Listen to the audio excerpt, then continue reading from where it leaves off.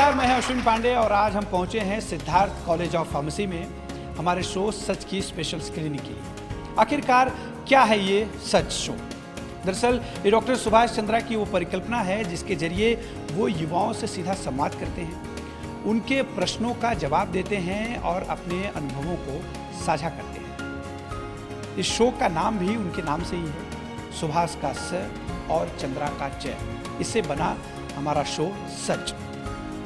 इस शो के जरिए डॉक्टर सुभाष चंद्रा न सिर्फ अपने अनुभव को साझा करते हैं बल्कि ऐसी शख्सियतों को भी लाते हैं जो शून्य से लेकर एक बड़ा मकाम जिन्होंने हासिल किया है, जिन्होंने एक बड़ी इंडस्ट्री खड़ी की, लोगों को रोजगार दिया। ऐसी ही कल्पना सरोज आज हमारे शो में है, जिन्होंने फर्श से लेकर अर्श तक का सफर तय किया। कितनी मुश्किलें उनके जीवन में आई वो आज वो बताएंगी और इन मुश्किलों के बावजूद कैसे उन्होंने एक बड़ा मकाम हासिल किया, कैसे कामयाबी हासिल की, वो सब कुछ आपसे साझा करेंगे। उम्मीद है आप उनके अनुभवों से कुछ सीखेंगे और उसे अपने जीवन में उतारेंगे। तो चलिए शुरू करते हैं हमारे शो सच की स्पेशल स्क्रीनिंग।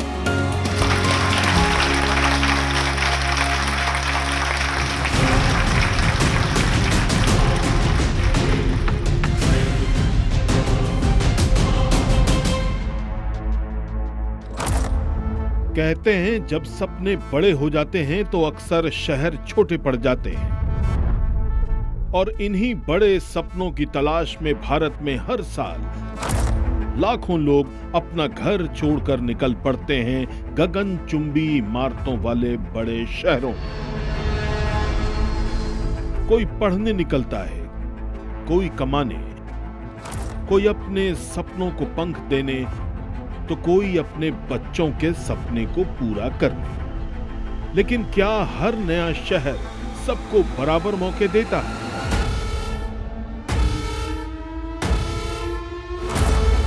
या हर बड़े शहर में एक नया इम्तिहान इंतजार कर रहा होता है? माइग्रेशन का मतलब सिर्फ जगह का बदल जाना नहीं है। जगह के साथ पहचान बदलती है, अस्तित्व भी बदल जाता है। सच के इस एपिसोड में करोड़ों भारतीयों के इसी सफर के संघर्ष से सबको रूबरू करवाएंगे doctor Subhash Chandra. Please welcome doctor Subhash Chandra. Thank you very much. Thank you very much. Please be seated.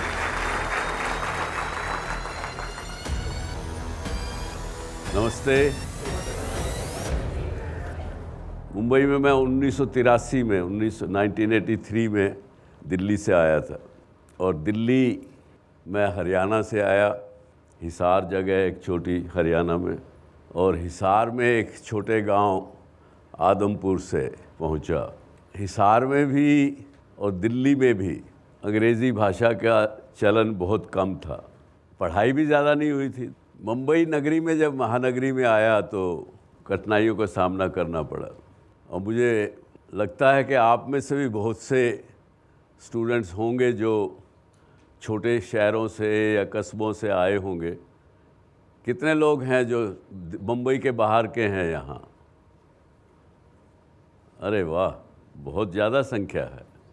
तो आप लोगों को भी बहुत कठिनाई का सामना करना पड़ा होगा मुंबई में, आज भी कर रहे होंगे। इतने कौन से लोग हैं जो एक साल में ही आए हैं, पिछले एक साल में? साइजेबल। आप लोग तो खास करके अभी भी कुछ कठिनाइयाँ फील करते होंगे। तो आज का विषय भी यही है कि माइग्रेशन इनटू मेट्रो सिटी एक ट्रैप है। अपनी जगह एक जगह ट्रैप भी है और दूसरी जगह अपॉर्चुनिटी भी यहाँ मिलती है। अपॉर्चुनिटी भी बहुत हैं। जो छोटे शहर से लोग आके यहाँ रहते हैं वो कहीं ना कहीं किसी न किसी रूप में मानसिक तनाव से गुज़रते हैं, स्ट्रेस से गुज़रते हैं। जो ओरिजिनली यहाँ का स्टूडेंट है, यहाँ का रहने वाला है, उनको शुरू से ही इंटरनेट की जानकारी, डिजिटल की जानकारी, बहुत तरह की चीज़ें होती हैं जो एक छोटे शहर से आए हुए स्टूडेंट को नहीं होती। ये स्टूडेंट का ही विषय नहीं है, ये जो लोग अपना जीवन यापन करने के लिए भी आते हैं यहाँ, उनके लिए भी तकलीफ़ होती है। आप लोग लकी हैं कि आपको ये ठाकुर ऑर्गेनाइजेशन में आपको पढ़ने का, सीखने का अवसर मिला। एक युवा जिस माहौल में, जिस शिक्षा में पढ़ता है, बड़ा होता है, उसकी फैमिली लाइफ, उसका आगे का जीवन भी वैसा ही बनता है। तो ये जो इंस्टीट्यूशंस हैं, ये आपके भविष्य को शेप करती हैं, ऐसा मेरा मानना है। जो लोग छोटे किसी गांव से आए हैं, कोई बताएगा आप में से कि किस प्रकार की तकलीफ़ें आपको यहाँ पे मुंबई में आने पर फेस की आपने? गुड आफ्टरनून सर, मेरा नाम सहयोग जैन है। मैं साइबर सिक्योरिटी डिपार्टमेंट से हूँ। मैं मध्य प्रदेश के एक छोटे से ज़िले से आता हूँ, नरसिंहपुर से। मैं यहाँ साल भर पहले ही आया हूँ और मुझे बहुत सी तकलीफ़ें हुई, जैसे खान पान से रिलेटेड और रहने से रिलेटेड, क्योंकि मैं शाकाहारी हूँ और यहाँ पे ज़्यादातर चीज़ें शाकाहारी बहुत मुश्किल से मिलती हैं, तो मुझे उससे बहुत तकलीफ़ें हुई। और एज अ फाइनेंशियल प्रॉब्लम भी बहुत आता है, क्योंकि घर वालों से हर इंटरवल में पैसे के लिए पूछना अच्छा नहीं लगता है एज अ अडल्ट। और कौन बताना चाहेंगे? गुड आफ्टरनून सर, मेरा नाम ज्ञानेंद्र दुबे है and I am an aspirant of artificial intelligence and data science department. मैं कानपुर के पास एक छोटा सा शहर है इटावा करके, मैं वहाँ से आता हूँ।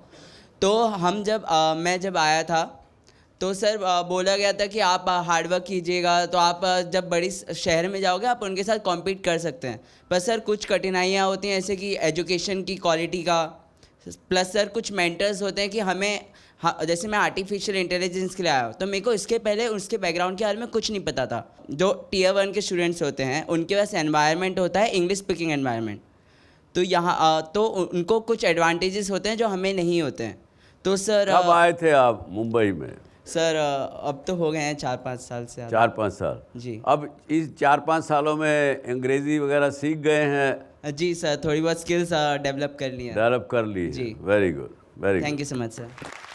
जैन सर, मैं Ashutosh Jha TCET NSS unit से हूँ। सर तो मेरे जो पापा हैं वो बिहार से आए थे, सीतामढ़ी करके है, वहाँ से वो आए थे। तो जब वो यहाँ पे आए तो हमारा कोई पीछे बैकग्राउंड नहीं था कि जो हमें मुंबई में जो हमें जानता रहे। वैसे पहले बार मुंबई आए थे तो उनको कठिनाई ये हुई थी कि उनको जॉब मिलने में बहुत दिक्कत थी। जैसे हमारे गांव में था तो हम खेती कर लेते थे, हम कैसे भी अपना गुजारा कर ले रहे थे। उनको भाषा में थोड़ी दिक्कत हुई और फिर जो रहन सहन है, क्योंकि हमारे गांव का रहन सहन हम जो उगाते थे हम वो खा रहे थे, बट यहाँ पे आके हमें वो खाने के लिए कमाना पड़ रहा था और वो कमाने के लिए हमें जॉब ढूंढना पड़ रहा था, जो जॉब हमें बहुत मुश्किल से मिल रही थी। Very good, yes you can. Hello sir, मेरा नाम श्रुति शुक्ला है। मैं डिपार्टमेंट ऑफ कंप्यूटर एप्लीकेशन से हूँ।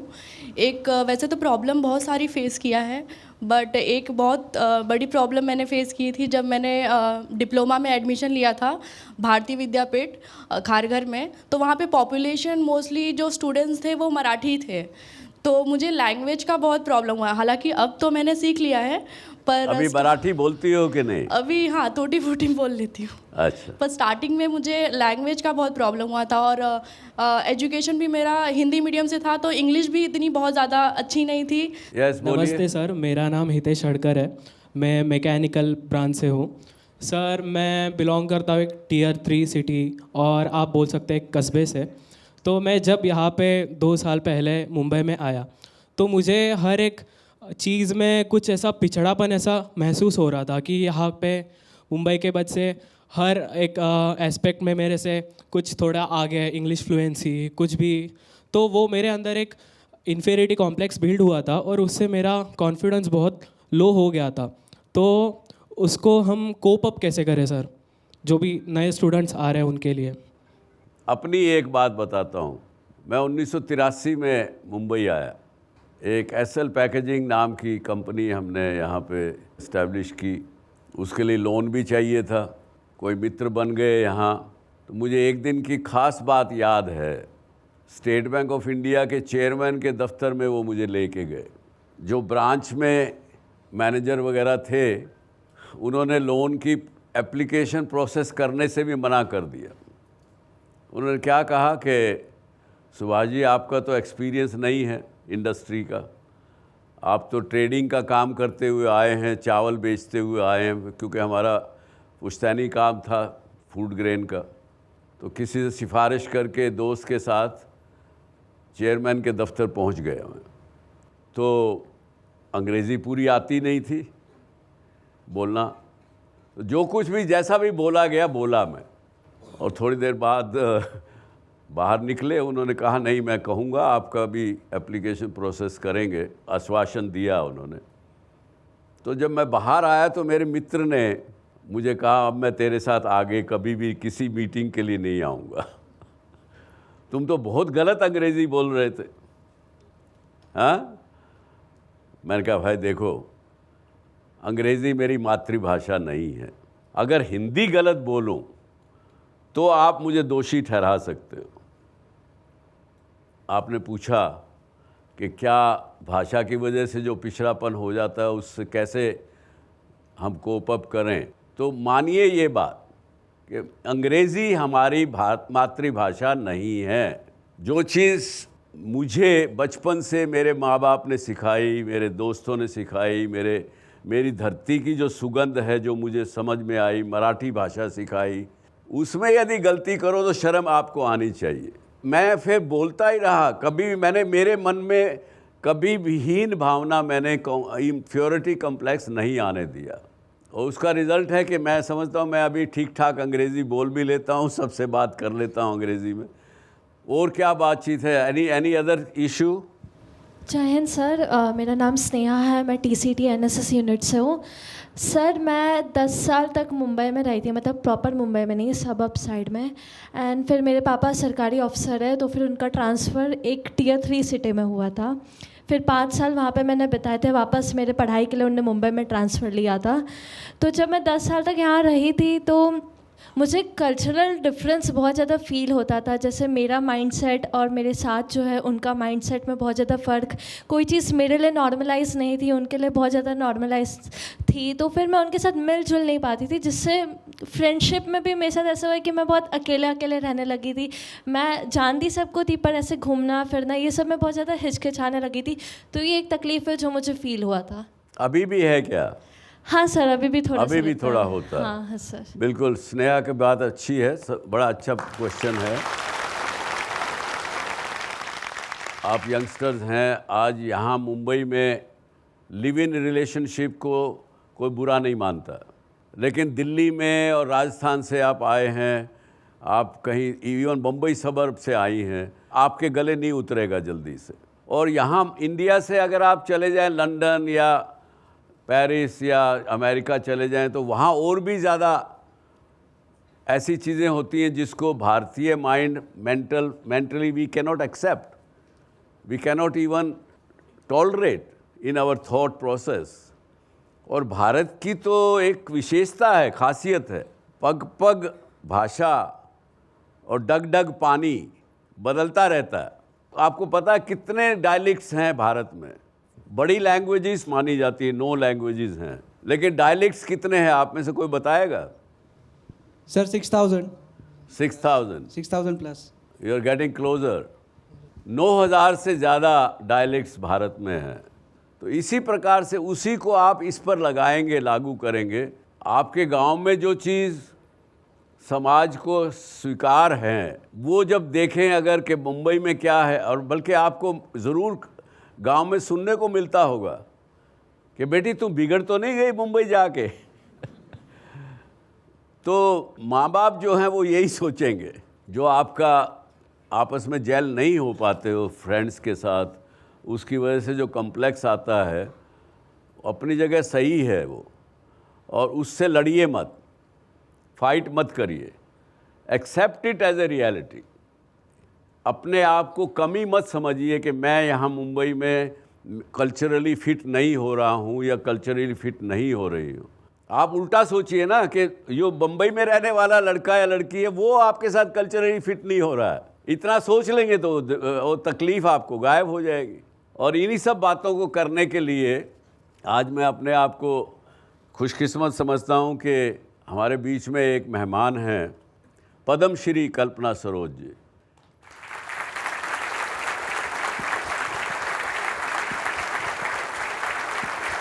कल्पना जी अपने नाम के अनुरूप ही उनका जीवन गुजरा है।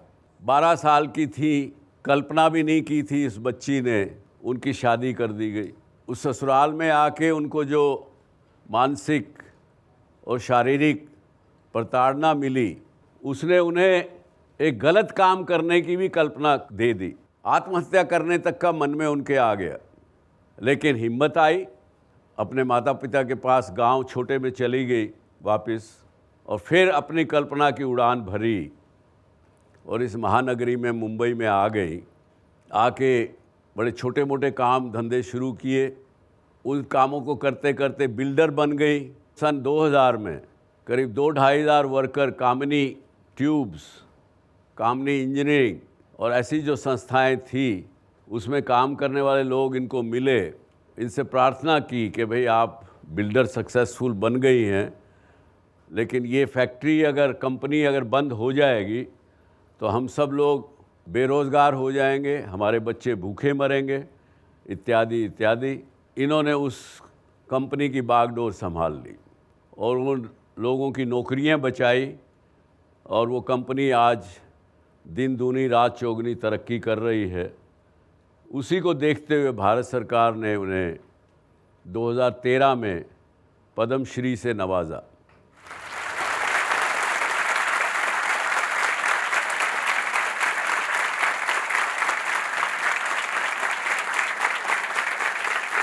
आइए, बहुत बहुत स्वागत है आपका।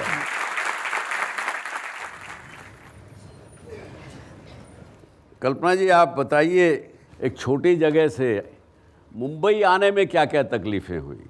बहुत सारी तकलीफ़ें हुई। अभी मैंने बच्चों का सुना है। तो मैं जिस गांव से आई हूँ, उस गांव में आज भी 100 घर है सिर्फ। तो उस वक्त, जिस वक्त मेरा जन्म हुआ होगा, वहाँ कितने घर रहे होंगे। एक्चुअली मेरे बाबा पुलिस में थे और मैं पुलिस हवलदार की बेटी थी। किसी कारणवश, जो आपने बताया, अभी 12 साल में शादी हुई, शादी किस तरह से टूटी, और फिर मैं जैसे बोझ बन गई धरती पे भी और मैं अपने माँ बाप के लिए भी। तो फिर मैंने इसीलिए पॉइज़न भी पी लिया। अब पॉइज़न पीने के बाद में फिर लोगों ने वही ताने देना शुरू कर दिया कि अरे तुम कैसी लड़की हो, तुम अगर मर गई होती तो लोग कहते महादेव की बेटी ने ज़रूर ऐसा कोई काम किया होगा जिसकी वजह से ये मर गई। तो ये बात जो है वो दिल की गहराई तक मेरी पहुंच गई कि हमारे दुख सुख का किसी को कोई लेना देना नहीं है। ठीक है, अगर हम मर जाए तो भी कोई लेना नहीं है, जी जाए तब भी नहीं है, दुनिया को कोई फर्क नहीं पड़ता। तो फिर क्यों नहीं हम कुछ करके जी ले। और ये सोच के फिर मैंने सोचा मैं कुछ कर लूँगी। लेकिन बहुत बड़ी बात है, बहुत बढ़िया बात।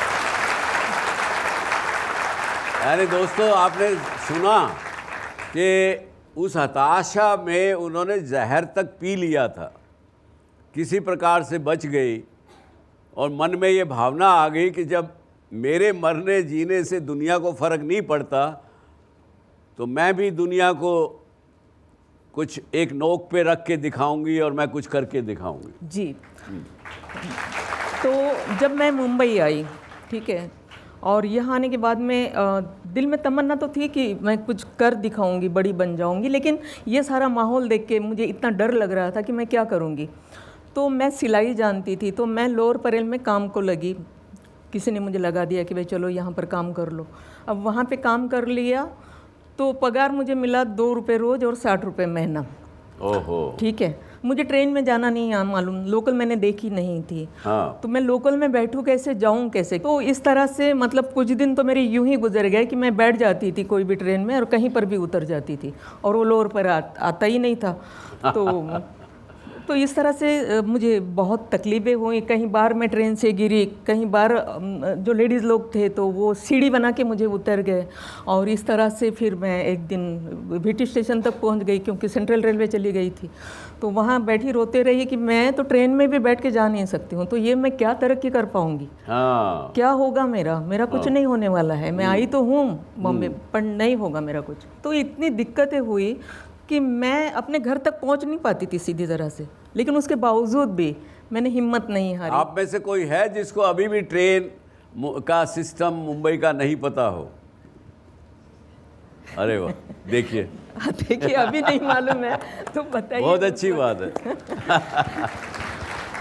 हाँ। खैर, तो इस तरह से तो जो पैसे मैं कमाने लगी, बाद में तो मैं मशीन पे बैठी अच्छा पैसा कमा रही थी, तो वो 200-250 रुपये महीना कमा रही थी। पहली बार देखा था कि ये मेरी अपनी कमाई है जो 100 की नोट है। इससे पहले 100 रुपया भी नहीं देखा था। 100 रुपये का नोट कभी देखा नहीं देखा ही नहीं था, क्योंकि मेरे बाबा की पगार 300 रुपये थी और 300 रुपये माँ के पास जाते थे। अभी हमारे पास खर्च के लिए आएंगे तो 4 आने 8 आने 10 पैसे 5 पैसे, इससे ज़्यादा तो नहीं आ सकते जी। मतलब उस ज़माने की बात है। आपको भाषा की दिक्कत भी आई क्या? मराठी तो खैर मुंबई में बोलते हो तो कोई तकलीफ भाषा की नहीं आती, लेकिन अंग्रेजी ना बोलना पाना या उसकी भी तकलीफ हुई क्या? हाँ, इंग्लिश मैं तो 10वीं पास भी नहीं हूँ। 10वीं तक गई थी लेकिन एग्ज़ाम भी नहीं दे पाई। कॉलेज का दरवाज़ा मैंने देखा ही नहीं किस तरह से होता है, तो इंग्लिश कहाँ से आती। एक्चुअली इंग्लिश मुझे बहुत शौक था पढ़ने का, बट फिर मेरे ज़िंदगी में स्ट्रगल ही इतना बढ़ गया। आप देखिए, आज ग्रेजुएट किए हुए स्टूडेंट्स को ठीक से अंग्रेजी नहीं लिखनी आती आज भी। मैंने देखा है बहुत से स्टूडेंट्स को। अच्छा। बहुत से, जब मैं अपने बिजनेस के लिए इंटरव्यू करता हूँ और मैं कहता हूँ अच्छा एक लेटर ड्राफ्ट करो किसी काम के लिए, तो ठीक से लेटर ड्राफ्ट नहीं कर सकते। सही है। चल बताइए आप। हाँ, तो इसी तरह से फिर मैंने अपनी फैमिली को यहाँ बुलाया, क्योंकि मैं घर से बड़ी बेटी मैं ही थी, तो कभी खाना मिलता कभी नहीं भी मिलता, क्योंकि इतने बड़े परिवार को संभालना है, इतने कम पैसों में संभालना है, ट्रेन का पास है और बहुत सारी चीज़ें हैं। तो कई बार ऐसे होता था कि मेरे पास में 60 पैसे नहीं हुआ करते थे उस बस के लिए, तो मुझे कुर्ला से चेंबूर तक चल के जाना होता था। ओहो। कई बार, क्योंकि कुर्ला से चेंबूर तक पैदल चली जाती थी। कई बार पास ख़त्म हो जाता था, लास्ट के 2-4 दिन रहते थे, पास ख़त्म हो गया, तो कई बार ऐसे होता था कि चलो ट्रेन में, और दिल में एक ये भी था कि मैं तो गुनाह कर रही हूँ ना, मैं ट्रेन में विदाउट टिकट बैठ रही हूँ, तो ये तो बहुत बुरी बात है, बट करूँ क्या, चारा नहीं है, यहाँ बस नहीं है तो मैं पैदल जा सकती हूँ, लेकिन कल्याण से मैं कुर्ला तक कैसे चल के आ सकती हूँ, तो मुझे ट्रेन में ही बैठना पड़ेगा। तो मैं यूं ही माफ़ी मांग लेती थी कि ओके ठीक है, मैं दरवाजे में खड़ी रह जाती हूँ, सीट पे नहीं बैठूंगी, क्योंकि टिकट नहीं। देखिए क्या सोच है। मैं मुंबई कर ही हूँ, क्योंकि आज मुझे यहाँ रहते हुए 40 साल के से ऊपर हो चुके हैं। बिना टिकट बैठने में हिचक नहीं करेगा, लेकिन ये क्योंकि छोटे गांव से आई थी तो पैसा नहीं था जेब में, तो मैं सीट पर नहीं बैठूंगी, दरवाजे पे खड़ी रहूंगी। ये सोच भी जो है एक भारत की जो सच्चाई है वो दर्शाती है। जी, तो इस तरह से मीन्स कुछ दिन गुजर गए और मेरी छोटी बहन जो मुझसे छोटी थी वो अचानक बीमार हो गई और बहुत बीमार हो गई, और जब डॉक्टर के पास लेकर गए तो उन्होंने कहा कि 2,000 रुपये अगर है तुम्हारे पास तो इसका इलाज हो सकता है। उसके पेट में पानी वानी भर गया था वो कुछ निकालने के लिए। अब यहाँ 200 रुपये नहीं है हमारे पास, 2,000 कहाँ से आएंगे। और देखते देखते मेरी बहन जो है वो तड़प के मर गई, और जब मर रही थी तब वो कह रही थी कि दीदी मुझे बचा ले, मैं मरना नहीं चाहती। और कितनी मजबूर और लाचार थी मैं कि मेरे पास पैसे नहीं हैं और इसलिए मेरी बहन तड़प के मेरे सामने मर रही है और मैं कुछ कर नहीं पा रही हूँ। लेकिन ये बात जो है ना वो दिल की गहराई तक हो गई कि अगर पैसा इंसान के पास नहीं होगा तो उसके अपने इस तरह से छोड़ के चले जा सकते हैं। तो पैसा इंसान की ज़िंदगी में कितना ज़रूरी है उसको कमाना, वरना तब पर मुझे पैसे का कुछ ऐसा ये नहीं था। उसका पैसे का कोई आपको लालच नहीं था, लेकिन बहन मरी, हाँ, उस समय आपको पैसे की महत्व मिली। जी जी। और उसके बाद आपका एक जीवन का अलग अध्याय शुरू हुआ। जी। तो संघर्ष मनुष्य को मजबूत बनाता है जी। ये तो सुना था हमने सबने, लेकिन उसका असल रूप देखने को आज कल्पना जी के रूप में हमें देखने को मिल रहा है। तो आप बताइए कि आप बिल्डर जब बनी तब तक तो स्वाभाविक है कुछ पैसा आपने कमा लिया था जी। उसके बाद की आपकी जर्नी की 1-2 कुछ घटनाएं बताइए जो आज भी आपको याद होंगी। जी सर, मैं बिल्डर जो बनी तो उसका मैं थोड़ा सा बताऊंगी, क्योंकि वो भी उतना ही ज़रूरी है। लिटिगेशन वाला एक प्लॉट था जो मेरे पास आ गया था, क्योंकि मैं सोशल में काम करने लगी थी तो लोगों को बड़ा विश्वास हो गया था कि ये लेडी जो है अच्छा काम करती है। तो वो डिप्टी कलेक्टर को मैंने पेपर दिखाए कि देखिए साहब, ये पेपर मेरे पास आए हैं और ये ज़मीन मैं लेना चाहती हूँ। उन्होंने कहा अरे ये क्या कर रहे हो, इसमें कुछ नहीं होने वाला है। और मैंने कहा साहब ऐसा मत कीजिए प्लीज़, मैंने बड़े मेहनत के पैसे हैं मेरे, जो मैंने उसको दिए हैं और आगे मुझे देने भी है, तो रास्ता बताइए कि क्या करना होगा। तो उन्होंने कहा कि सबसे पहला एक पुल निकालना होगा। पुल निकालने के लिए आपको कलेक्टर की परमिशन लेनी होगी, तभी जाके पुल निकलेगा, तब जाके तुम कुछ कर सकोगी। बाद में सीलिंग निकालना होगा। तो रास्ता उन्होंने बता दिया। उस रास्ते पे चलते हुए 2-2.5 साल मेरे गुजर गए, लेकिन मैंने उसको क्लियर किया। और जिस वक्त वो क्लियर हुआ, वही 2.5 लाख का प्लॉट मेरा 50 लाख का हो गया। 50 लाख का हो गया। Very good. तो तब से आपकी ये नया एक अवतार आपका शुरू हुआ। इससे पहले कि हम आपसे आगे चल के आगे की यात्रा का आपका विवरण सुने, स्टूडेंट्स आपके कोई क्या क्या सवाल हैं कल्पना जी से? मैम, आपने कहा कि आप 15 या 16 साल की उम्र में मुंबई आ गई थी, तो मैं आपसे ये एक थोड़ा सा हाइपोथेटिकल क्वेश्चन पूछूंगी आज कि आज अगर आपको 5 मिनट दिए जाए उस 15 साल की कल्पना के साथ, तो आप क्या सलाह है जो उसे देंगी जिससे उसका आगे का सफ़र थोड़ा सा आसान हो जाए और आज हमारे सारे बच्चे भी उस सलाह से क्या सीख पाएँ? मैं तो यही कहूँगी कि देखिए, इंसान है, उसकी ज़िंदगी में तकलीफ़ें आती है ना। तो जब तकलीफ़ें आएंगी तो उसका सामना करने की ताकत हम में होनी चाहिए। वो विश्वास हमारा अपने ऊपर होना चाहिए कि ये काम मैं कर सकती हूँ। मेरा नाम डॉक्टर करुणा निकुम है। मैं first year engineering sciences and humanities से हूँ और मैं आपसे एक सवाल करना चाहती हूँ। जैसे एक स्त्री के तौर पे प्रश्न करना चाहती हूँ कि गांव में या फिर छोटे शहरों में एक स्त्री को बहुत अलग वे में जांचा जाता है। अगर वो शादीशुदा है तो उसको कब बच्चे पैदा करने चाहिए, उसको किस तरह का पहनावा पहनना चाहिए, उसे किस तरह से रहना चाहिए, हर व्यवहारिक रूप से, सामाजिक रूप से उसको जज किया जाता है। तो मेरा प्रश्न ये है कि यदि आप अकोला में होती और मुंबई नहीं आई होती, क्या आप इस प्रगति के सफ़र में इस ऊंचाइयों पर पहुंच पाती अकोला में रहते हुए, या आपका मुंबई आना ज़रूरी था? ज़रूरी नहीं कि हर कोई मुंबई या बड़े शहर में ही जाए तभी उनका जीवन बन सकता है। वो जिस शहर में, जिस गांव में, जहाँ पर भी रहती है, वो अपने तौर तरीके से या अपने संस्कार से उस तरह का जीवन जी सकती है जिस तरह का उसको चाहिए। ये मेरे साथ में भी हुआ। जब मैं काम करती थी, उस ज़माना तो वो बहुत अलग था ना। 70-75 का ज़माना कैसे था? जब हम काम कर रहे थे तो लोग यूँ ही, अरे कहाँ जा रही है, क्या कर रही है, किसको मिल रही है, किसको नहीं। तो ये सारी चीज़ें सब होती है। लेकिन मैंने स्टार्टिंग में बहुत दुख होता था, बहुत रोती थी मैं, लेकिन फिर मैंने सोचा कि अगर ज़िंदगी में आगे बढ़ना है तो इन सारी चीज़ों को भूलना होगा। यहाँ से सुनो, यहाँ से छोड़ दो और अपना काम करो सीधे बढ़ के। तो जैसा उन्होंने कहा, हमारे देश की एक ये भी खासियत है, वी आर वेरी जजमेंटल। आप किसी पान की दुकान पे खड़े हो जाइए और राह चलते हुए एक लड़की जा रही है, उसके बारे में आप वहाँ पे चर्चा कर लीजिए, पूछ लीजिए। वहाँ जो लोग खड़े होंगे वो उसके बारे में 4 जजमेंट वहीं खड़े खड़े पास कर देंगे, चाहे वो जानते भी ना हो उस लड़की को या लड़के को, किसी के बारे में भी। समस्या हमारी भी क्या है, जैसा उन्होंने कहा कि दुनिया तो क्या, वो का गाना है ना एक, कुछ तो लोग कहेंगे, कुछ तो लोग कहेंगे, लोगों का काम है कहना, छोड़ो बेकार की बातों में कहीं बीत न जाए रहना। तो लोगों की बात सुन के जीवन जो भी यापन करता है तो उसको कष्ट आता है और आएगा।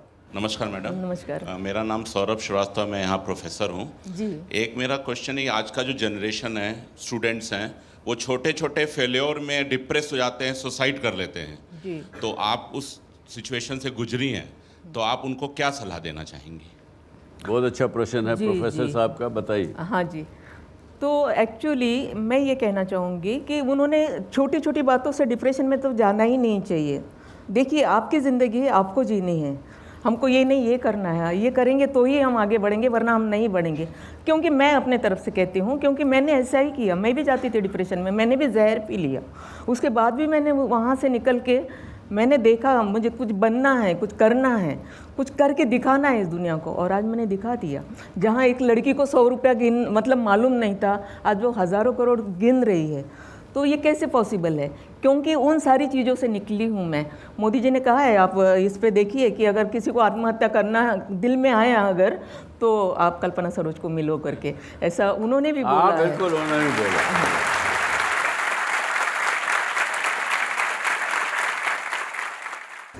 I am Krishna Dharmadhikari from BCA department. जैसे आपका जो लाइफ था वो बहुत डिफ़िकल्ट था, तो ऐसे बहुत से लोग आते हैं शहर में गांव से, तो उनका लाइफ भी बहुत डिफ़िकल्ट रहता है। ऐसे स्टोरीज़ गांव में लोग सुनते हैं, तो उसकी वजह से लोगों को डर लगता है शहर में आने के लिए। तो इसीलिए वो उस डर से वो कैसे लड़ सकते हैं? उस डर से कैसे लड़ें? तो उसके लिए एक किस्सा, वेरी गुड क्वेश्चन। हाँ, उसके लिए मैं किस्सा बताना चाहूँगी आपको। मैं बिल्डर कैसे बनी थी, मैं बिल्डर बनी थी ना, वो सारा मैंने प्लॉट क्लियर किया, सब कुछ किया। अब मेरे पास इतने पैसे तो नहीं है ना कि मैं बिल्डिंग बनाऊं। मैं तो धीरे धीरे एक एक प्लॉट की वैल्यू तो 50 लाख हो गई, लेकिन बनाने के लिए भी तो 20 लाख और चाहिए। हाँ। तो फिर मैंने ये किया कि एक सिंधी पार्टनर ले लिया, 65% उसका, 35% मेरा, क्योंकि ज़मीन मेरी है, बनाएगा वो और बस हम ले लेंगे इस तरह से। लेकिन उस वक्त उस एरिया के जो लोग हैं उन्हें बर्दाश्त नहीं हुआ ना कि एक लेडी, मैं बुद्धिस्ट हूँ, एक बुद्धिस्ट है, ऊपर से एक औरत है, और वो भी बिल्डर वाला काम करेगी, जबकि वो जेंट्स का है। ये समाज को कई लोगों के गले नहीं उतरा। हाँ। तो इन लोगों ने मेरा सुपारी दे दिया। अच्छा। तो मैं नहीं डरती थी, तो फिर इन लोगों ने कहा 5 लाख का, उस वक्त 99 में मेरा 5 लाख रुपए का सुपारी दिया गया। अरे बाप रे। ठीक है कि इस औरत को, ये डरने वाली है नहीं, इसको मार डालो इस तरह से। मैं ये बच्चों को पूछना चाहती हूँ कि आपको पता चले कि आपको कोई मारने वाला है, डिसाइड हो गया है, आपकी सुपारी दी गई है, तो बताइए वो डर की बात जो आप कह रहे हो, तो क्या करोगे आप? चले जाओगे अपने गाँव? क्या होगा अपने सपनों का? क्या करोगे फिर जब मैं ज़िंदगी में आगे बढ़ना है? तो मैंने क्या किया कि उस वक्त मैं कल्याण में रहती थी, तो थाना में भुजंगराव मोहिते कमिश्नर थे, मैं उनके पास सीधा चली गई कि साहब मुझे ना कोई मारने वाला है। तो उनको भी हंसी आ गई, तुम्हें मारने वाला है और तुमको पता भी चल गया। तो मैंने बोला हाँ साहब, मुझे पता तो चला है, मैं उसका नाम नहीं बता सकती, लेकिन हाँ मुझे मारने वाला है कोई। आप पुलिस है ना, आप इंक्वायरी कर लीजिए। आप इंक्वायरी करिए, आपका काम है। हाँ। तो उन्होंने एरिया के कल्याण के DCP को फ़ोन किया, DCP ने ACP को किया, ACP ने कोर्सेवाड़ी पुलिस स्टेशन को किया। तो उन लोगों ने तलाशा, तो उनको पता चला कि ये ऐसी गैंग है, ये ऐसे छोटे मोटे काम ये करते रहते हैं। ठीक है, तो उन्होंने बताया कि ऐसा। तो पुलिस ने अपना काम किया, उनको पकड़ा। क्या किया वो, मुझे कमिश्नर साहब ने बुलाया कि हो गया तुम्हारा, अभी आप एक काम करो कि आप ना अपने साथ में सिक्योरिटी रखो। अगर आज तुम्हें पता चला ना, क्योंकि तुम बिजनेस में आई हो, आज पता चला तुम्हें कोई मारने वाला है, कल शायद तुम्हें पता नहीं चलेगा कि तुम्हें कोई मार भी जाएगा और तुम्हें पता नहीं चलेगा, पता भी नहीं लगेगा। तो ऐसे करो, सिक्योरिटी रखो। तो मैंने कहा साहब सिक्योरिटी लेकर क्या करूँगी, देना है तो रिवॉल्वर लाइसेंस दे दो। अच्छा, वेरी गुड। देखिए, अब आप देखिए उनकी हिम्मत थी अपने अंदर। हाँ। तो कहने लगे क्या तुम मारोगे? मैं बोला नहीं साहब, मैं बुद्ध की पायक हूँ, मैं तो चींटी भी ना मारूँ, लेकिन अगर कोई मुझे मारने आया तो कम से कम उसके टांग पे मारूंगी, हाथ पे मारूंगी, कहीं तो गोली मारूंगी, अपने आप को बचाओ अपने आप को बचाऊंगी। तो आप यकीन नहीं मानोगे, मैं सबको कहना चाहती हूँ कि शायद मैं भारत की पहली ऐसी औरत होंगी जिसको दूसरे दिन 11 बजे बुलाया और शाम को 6 बजे मुझे रिवॉल्वर लाइसेंस दिया। Very good.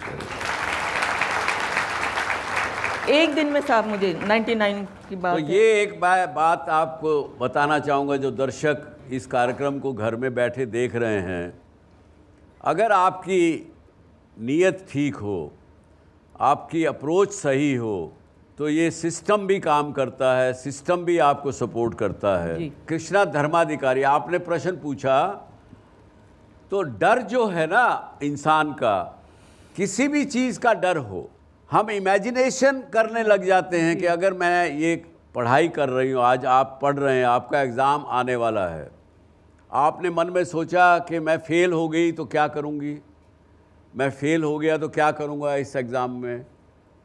वो आपने आगे की बात सोची, वो सोचते सोचते आपका डर इतना बढ़ा कि आपको वो वाकई लगने लगा कि मैं फ़ेल हो गया या फ़ेल हो गई। फ़ेल अभी हुए ही नहीं हो, एग्ज़ाम हुआ ही नहीं है। तो डर बहुत जल्दी से मल्टीप्लाई करता है, और इसका एक ही सॉल्यूशन है, जैसा कि इन्होंने किया, अपने आप को प्रेजेंट में रखते हुए अब मुझे क्या करना है इस समय, तो कोई डर भी नहीं सताएगा, किसी की हिम्मत भी नहीं होगी आपको परेशान करे। तो कल्पना जी, अब आगे चलते हैं। जी। कमानी ट्यूब्स को आपने कंट्रोल लिया, BIFR से, बैंकों से, सबसे बातचीत करके आपने उनका कर्जा भी चुकाया। मैं अपने आप को अच्छा बिजनेसमैन, एंटरप्रेन्योर मानता हूँ, जी जी, या लोग कहते हैं मेरे बारे में। लेकिन मैंने 1984 में कल्याण में एक कंपनी खरीदी थी, सॉलिड कंटेनर के नाम की। जी। वो नुकसान में चलती थी, पर मैं उसको कामयाब नहीं कर पाया। 5-6 साल ही कोशिश की, लेकिन नहीं कामयाब कर पाया, बेचना पड़ा। जी। तो आपने कैसे किया उसको? जी, तो पहले थोड़ा सा कंपनी का बैकग्राउंड थोड़ा बताती हूँ मैं कि ये कंपनी जो है ये गांधी जी के शिष्य रामजी भाई कमानी, स्वतंत्र सेनानी, उन्होंने बनवाई थी कुर्ला में। जी जी। तो कुर्ला में कमानी मेटल्स, कमानी इंजीनियरिंग और कमानी ट्यूब्स, इस तरह की 3 बड़ी कंपनियां थी। तो कुछ वर्कर जो कल्याण डुम्बेली उस साइड में रहते हैं, तो इन लोगों को पता था कि मैं कुछ समाज के लिए काम करती हूँ। तो इसको पकड़ के वो लोग मेरे घर पर आए और हमें कहने लगे कि हमारी कंपनी का लिक्विडेशन का नोटिस निकल चुका, मैडम आप अगर इसको टेक ओवर करें तो बहुत अच्छा होगा। तो मैंने उनसे कहा कि मैं नहीं करूँगी। तो उन्होंने कहा कि हमारी कंपनी बहुत अच्छी थी, बहुत अच्छी चल रही थी और 100% बोनस हमको मिल रहा था, लेकिन सवाल ये है कि आज हमारे 93 वर्कर्स भूख और प्यास से मर गए हैं। ठीक है, मर गए हैं क्योंकि 25 साल बंद पड़ी हुई कंपनी थी जिसको मैंने टेक ओवर किया। ओहो। चालू कंपनी को नहीं किया। 25 साल बंद पड़ी हुई। हाँ, वो बंद पड़ी थी, सिका में थी, मतलब सिका एक्ट लग चुका था, BIFR में गई हुई थी। ठीक है, अब वो BIFR में कंपनी जाने की वजह से 2 कंपनी चली गई और एक कंपनी जाना नहीं चाहिए, इसलिए वर्कर मेरे पास आए थे। अब मेरे पास आए और जब मैं कमानी में, हमारा यहाँ बलाड पियर में ऑफिस है कमानी चैम्बर, तो वहाँ बोर्ड की मीटिंग चल रही थी। अब बोर्ड की मीटिंग में करीबन 4-5 बैंकों की लायबिलिटी थी, तो वो सारे डायरेक्टर वहाँ बैठे हुए थे। उन्होंने बहुत सारे क्वेश्चन मुझसे किए, उनके सवालों के जवाब शायद मैंने सही दिए, इसलिए उन्होंने कहा कि एक काम करो, आज से अभी से हम आपको एज ए प्रेसिडेंट नियुक्त करते हैं, लेकिन जो भी पैसा अभी खर्च होगा आपका डे टू डे का, तो वो आप करोगी, मैं करूँगी, और कंपनी आपको मिलेगी जरूरी नहीं या मिलेगी या नहीं, ये कोई जरूरी नहीं है। हाँ। हो सकता है कि अनसिक्योर क्रेडिटर के लाइन में आप खड़े हो, आपके पैसे मांगने के लिए, आपका पैसा डूब जाएगा। हाँ, या डूब जाएगा। आपको मंजूर है? मैंने कहा हाँ मंजूर है, क्योंकि पहले ही दिमाग बना लिया था कि मंजूर है। मैंने कहा मंजूर है, तो बोले ठीक है, अब डे टू डे के काम आपको देखना है। अब उससे हुआ ये कि सारा डीपली जाके सारा नॉलेज लेना था कि क्या हुआ, कैसे हुआ, 116 करोड़ का कर्जा कैसे हुआ, 140 लिटिगेशन के केसेस से 116 करोड़ का कर्जा, और 2 बड़ी यूनियन भी लाल बाउटा जैसी बड़ी यूनियन, छोटी मोटी नहीं, और एक अंदर के वो जमाना भी था जबकि ट्रेड यूनियन बहुत स्ट्रांग होती थी। जी, और मैंने कोशिश करना शुरू कर दी। जब वो 116 करोड़ का कर्जा था ना, तो वो कम कैसे होगा? तो किसी ने कहा बैंक के चेयरमैन को मिलेंगे, ये वो, तो मैंने कहा नहीं, हम फाइनेंस मिनिस्टर को जाके मिलेंगे ना, उनसे बात करेंगे। तो उस वक्त के फाइनेंस मिनिस्टर जिनके पास में बैंकिंग होता है, उनके पास हम गए, उनको वो सारा बताया, क्योंकि पेनल्टी और इंटरेस्ट इसकी वजह से 116 हो गया, वरना प्रिंसिपल तो कम था।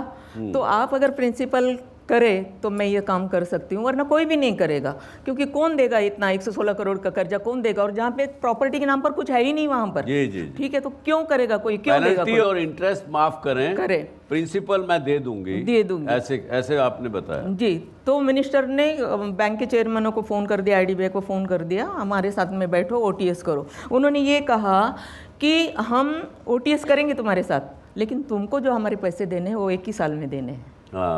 1 साल में अगर तुम मुझे पैसे दोगी तो हम लोग OTS करेंगे। हम OTS कर सकते। तो जो मेरे मतलब बोर्ड पे थे, जो हम लोग मीटिंग में गए थे, वो सारे के सारे हाथ ऊपर करने लगे, 1 साल में इतने पैसे कहाँ से आएंगे, तो हम तो नहीं दे सकेंगे। लेकिन मैंने कहा हाँ हम दे देंगे। तो मेरे सारे बोर्ड मेंबर बोलते पागल होगी, कहाँ से इतना पैसा आएगा और कहाँ से दोगे? अरे मैं बोले भाई समझते क्यों नहीं, 1 साल मिल रहा है, 1 साल में हम कुछ भी कर लेंगे। 1 साल मिल रहा है, कुछ भी कर लेंगे। भरोसा था, विश्वास था, बिल्कुल। और अगर नहीं बोलते हैं तो आज ही सारा कुछ खत्म हो जाता है। तब ये लोगों ने मेरे हाँ में हाँ मिलाया, और ऐसा कुछ हुआ कि वाकई में मैंने 1 साल में इनको पैसा दिया। बहुत बढ़िया। और सिर्फ 1 साल में पैसा नहीं मतलब दिया ना, तो उन्होंने जो प्रिंसिपल था उसमें भी 25% मुझे माफ़ कर दिया। वाह वाह, वेरी गुड। तो ये थी सच्चाई की ताकत। ये है सब कहानी कल्पना जी की, और बहुत ही प्रेरणादायक कहानी आज हमने उनसे सुनी। हाँ जी। मुझे आशा है कि आपने इनकी बातों से प्रेरणा ली होगी। मैं आपका बहुत बहुत आभारी हूँ।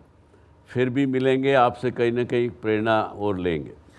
सबसे ज़्यादा आभारी मैं हूँ कि आपने मुझे यहाँ बुलाया, इस लायक समझा कि मैं आपके साथ बैठ के कुछ बात कर सकूँ। बहुत बहुत आभारी हूँ जी। Thank you very much. Thank you. अब आपके मन में कोई ऐसा जो भी प्रश्न होंगे कि मैं छोटे शहर से आके इस महानगर में कैसे कामयाब हूँगा या कामयाब होंगी, वो विषय ज़रूर निकल गए होंगे। मुझे ऐसी उम्मीद है, ऐसी आशा है। निकले कि नहीं, या अभी भी कोई प्रश्न है? हेलो सर, मेरा नाम स्मिथ, बीबीए डिपार्टमेंट से हूँ। तो जैसे मैम ने बताया, और आपको भी ये सवाल पूछना था कि आपने इतना बड़ा एम्पायर खड़ा किया, तो आपके साथ बहुत लोग जुड़े रहेंगे जिनके साथ आपने ये बिज़नेस में हाथ बटाया या फिर उनके साथ आपके बड़े कॉन्टैक्ट्स बने। तो एक सवाल में, फिर एक सेशन में तो ये सब सवाल हमारे ख़त्म नहीं हो गए, फिर एक पूरा एक्सपीरियंस नहीं मिलेगा हम लोग को। तो हम आपके साथ कनेक्ट कैसे हो सकते हैं आगे भी, या फिर ऐसे लोगों का एक सराउंडिंग कैसे बना सकते हैं? आपको कोई भी प्रश्न हो मेरे से, तो आप एक मेल आईडी पर जो इस कार्यक्रम में देखने को मिलता है आपको, ये कार्यक्रम जी न्यूज़ पर हर रविवार रात को 10 बजे प्रसारित होता है, पर उसका मेल आईडी है yoursaarthi@such.org.in। उस पर आप मुझे प्रश्न कोई भी लिख के भेज सकते हैं। जितनी मेरी एक्सपीरियंस है, जितनी मेरी जानकारी है, उसके अनुसार मैं आपके प्रश्न का जवाब देने का प्रयास करूंगा। गुड आफ्टरनून सर, मैं Varish Rai, artificial intelligence and machine learning branch से हूँ। सर, मैं ओरिजिनली कर्नाटका से हूँ और मेरे पेरेंट्स यहाँ पर आए थे जॉब अपॉर्चुनिटीज़ के खोज में, और मैंने बचपन से उनको देखा है स्ट्रगल करते और बहुत हार्ड वर्क करते, एक स्टेबल लाइफ बिल्ड कर रहे हैं, और इस मुंबई जैसे इस बड़ी सिटी में सिर्फ सर्वाइव करने के लिए। तो मेरा क्वेश्चन आपसे ये है कि इस जनरेशन में जिधर कंपटीशन बहुत ज़्यादा है, उधर सिर्फ सर्वाइव करना काफ़ी नहीं है। तो एक पर्सन को क्या माइंडसेट डेवलप करना चाहिए और क्या अलग करना चाहिए कि वो सर्वाइव से एक सक्सेसफुल कुछ करना इस सिटी में, क्या करना चाहिए उसको? और आपका डेफिनेशन क्या है सक्सेस का? एक पीस ऑफ एडवाइस आप देंगे हमारी जनरेशन को। हाँ, ये सक्सेस का डेफिनेशन जो है, इसका जवाब शायद नहीं दे पाऊँगा, क्योंकि इंसान की इच्छाएं कभी ख़त्म नहीं होती, तो उसका कोई इलाज नहीं है। सक्सेस का पैमाना आपको अपना ही बनाना पड़ेगा। और कैसे सक्सेस मिले, उसके लिए तो मैं जवाब बता सकता हूँ, दे सकता हूँ। उसका इलाज यही है कि जिस काम को भी करें, आज के प्रेजेंट में, इस मोमेंट में रह के करें। अगर इस मोमेंट में उस काम को करेंगे तो वो काम डायनेमिक होगा, सटीक होगा और आप कामयाब होंगे। दूसरी बात, अपने आप पर विश्वास होना बहुत बड़ी एक आवश्यकता है सक्सेसफुल होने के लिए। और तीसरी बात, आप भले ही छोटे गांव से आए हैं, लेकिन सपना छोटा मत देखिए और उस पर विश्वास करिए कि मुझे मिलेगा। उसके लिए काम करिए, आप कामयाब होंगे। आज भी 50% स्टार्टअप इंडिया में टियर 2 और टियर 3 सिटीज़ से आ रहे हैं, डेवलप हो रहे हैं।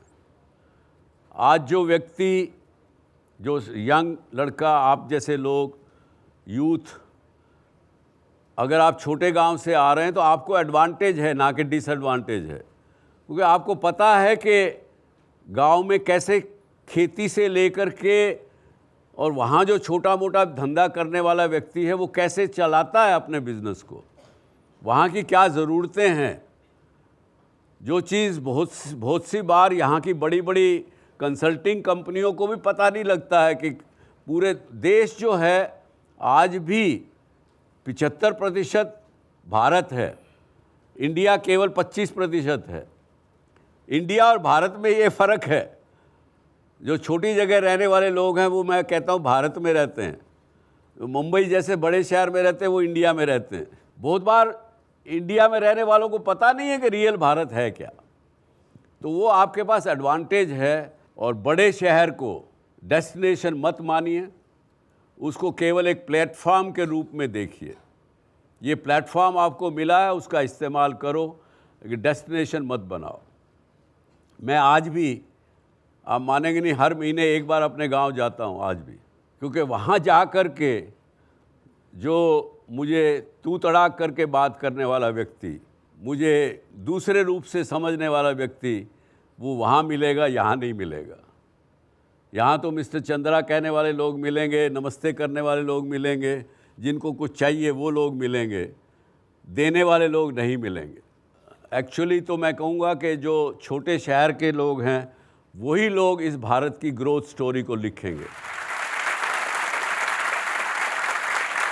We have a tablet to be given to the best question.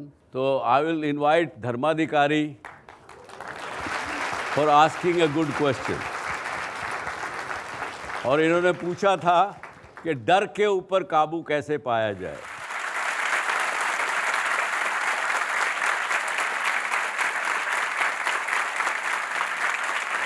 Thank you very much. जय हिंद, जय भारत।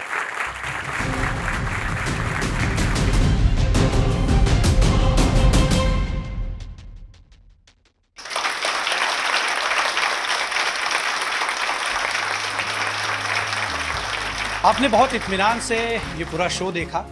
जाहिर है कि आपने इससे बहुत कुछ सीखा होगा। इंसान अपने जीवन का खुद शिल्पकार होता है और ऐसे अनुभव से आप अपने जीवन को गढ़ सकते हैं।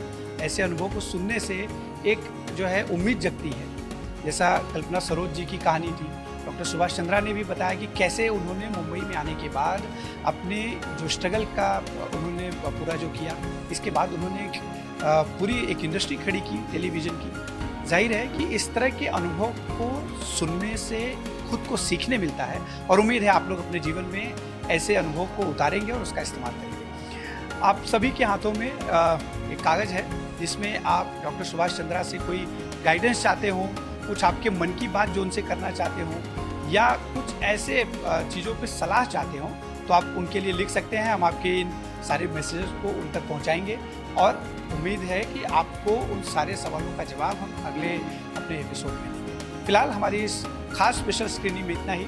आप सभी का बहुत बहुत शुक्रिया यहाँ पर हाजिर होने। Thank you.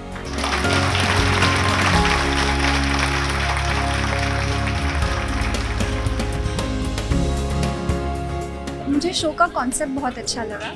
जो यूथ यहाँ पे आते हैं माइग्रेट होके, it's very difficult for them to stay here and sustain. तो वो जो कॉन्सेप्ट है उनके लिए बहुत हेल्पफुल होगा। वो मेंटोरशिप काइंड ऑफ है। मुझे अच्छा लगा ये शो देखकर और सर ने जो भी हम जैसे जनरेशन नहीं आ रही है उन लोगों को जो मैसेज दिया ये बहुत ही अच्छा है। और मतलब मैं तो चाहूँगी कि सर आगे और भी ऐसे मैसेजेस देते रहे हमारी जनरेशन को।